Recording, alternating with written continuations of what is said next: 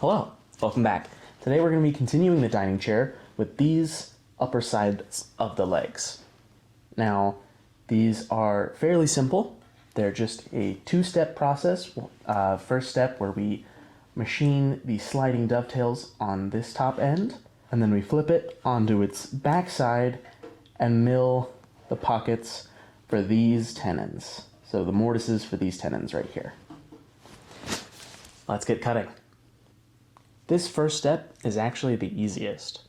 All we have to do is put our blank up on its side, set our X, Y, and Z 0, and then hit go.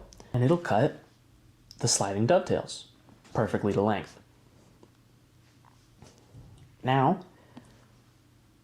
we need to flip it so that the dovetail is either on the top or bottom left-hand corner. Now I say top or bottom because one will be the left side and the other will be the right side. So you just need to be careful and make sure that you're loading the correct program. Once you've done one, you just flip the other over and you've got it. And you end up with these beautiful legs right here.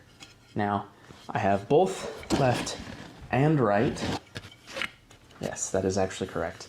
I have both left and right rails right here.